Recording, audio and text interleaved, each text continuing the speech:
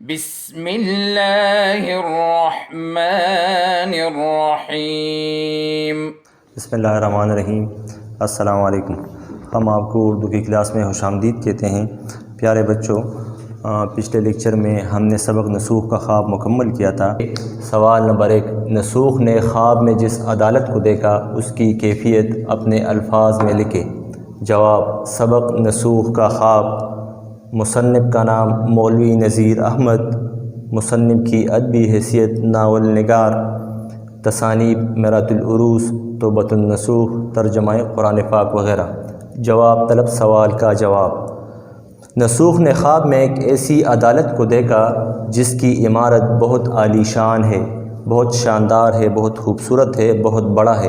کچہری کا حاکم اتنا رعبدار تھا کہ اس کے سامنے لاکھوں کا مجمع ایسا دم بخود یعنی چپ چاپ بیٹھا ہے جیسے کسی کے منہ میں زبان ہی نہیں۔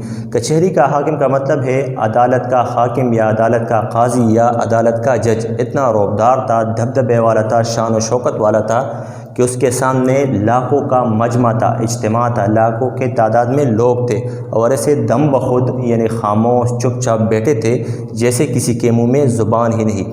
کسی میں اتنی جرت نہیں، اتنی طاقت نہیں کہ رشوت یا سفارش سے کام نکالے۔ ہر چھوٹا بڑا مجرم حاکم کچہری سے رحم کی امید لگائے ہوئے تھا۔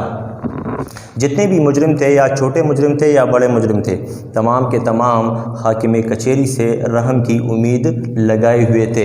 ہر مقدمہ کا فیصلہ وقت مقررہ پر سنایا جاتا تھا، یعنی مقررہ وقت پر ہر مقدمہ کا فیصلہ سنایا جاتا تھا، اور فیصلہ بھی اتنا منصفانہ ہوتا کہ کھرا کوٹا سب الگ ہو جاتا۔ ایسا انصاف پر مبنی فیصلہ ہوتا کہ غلط کو غلط اور صحیح کو صحیح تسلیم کیا جاتا تھا، مانا جاتا تھا۔ سوال نمبر 2 کی طرف آتے ہیں۔ نسوخ نے خواب میں اپنے والد کو کہاں دیکھا؟ جواب، سبق نسوخ کا خواب۔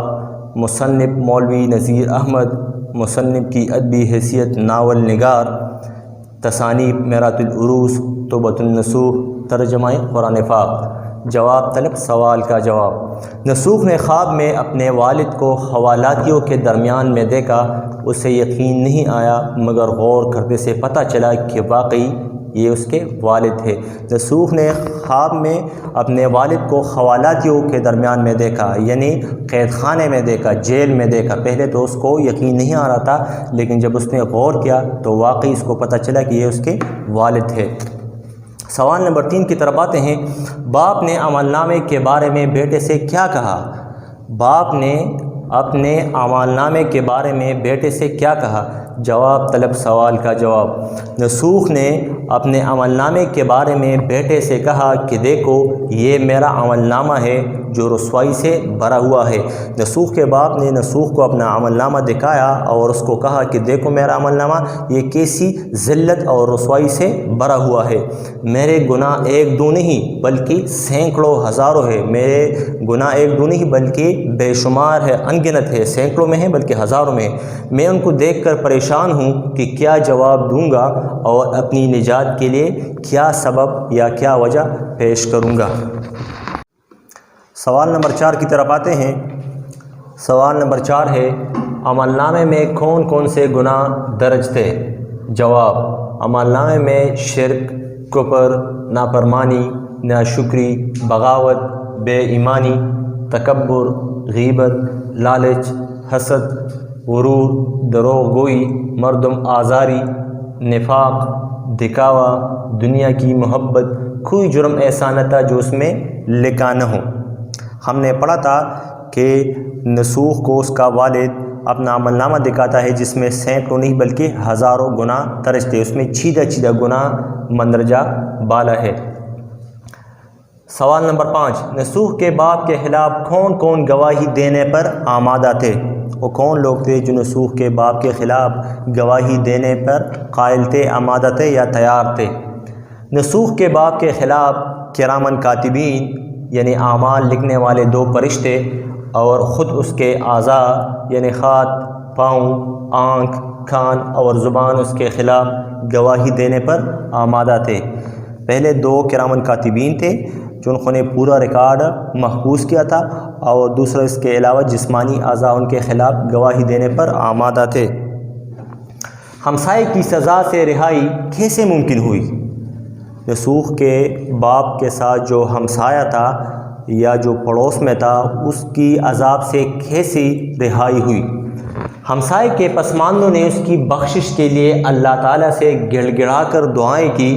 اللہ کی رحمت جوش میں آئی اور اس شخص کو بلا کر کہا کہ تیرے زن و پرزن تیری معافی کے لیے گڑ گڑاتے ہیں، اور ہم کو یہی ایک بات بلی معلوم ہوتی ہے کہ تو نے اپنے خاندان میں نیکی کا بیج بویا ہے۔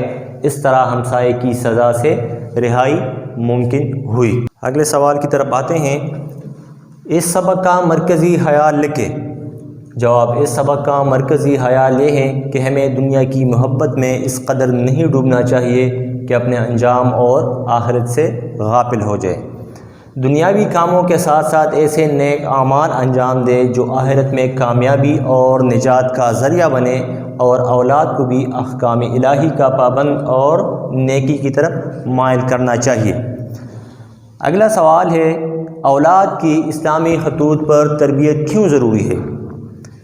جواب: نیک اولاد صدقہ جاریہ ہے، یعنی جاری رہنے والی خیرات ہے، جاری رہنے والی صدقہ ہے۔ نیک اولاد صدقہ جاریہ ہے جو انسان کے پناہ ہونے کے بعد بھی اس کے کام آتا ہے۔ اگر ہم اپنے اولاد کی صحیح اسلامی تربیت کریں گے تو پہلی فرصت میں اولاد کا صحیح حق ادا کریں گے۔ یہی نیک اولاد دنیا میں کامیاب زندگی بسر کریں گے، ہمارے مرنے کے بعد ہمارے لیے مغفرت کی دعائیں کریں گے جو ہماری نجات کا ذریعہ ہوگی۔ اب میں آپ کے لیے ہوم ورک دیتا ہوں، آپ اس کو گھر میں جملے میں استعمال کریں۔ کام تمام کرنا، آنکھ بند ہونا، سکوت کا عالم، کمر بستہ ہونا، مفارقت، تھرا اٹھنا، دروغ گوئی، مردم آزاری، دل جوئی کرنا اور مصمم۔ اگلے لیکچر کے لیے پھر حاضر ہوں گے۔ بہت شکریہ۔ اللهم انفعنا بما علمتنا وعلمنا ما ينفعنا وزدنا علما۔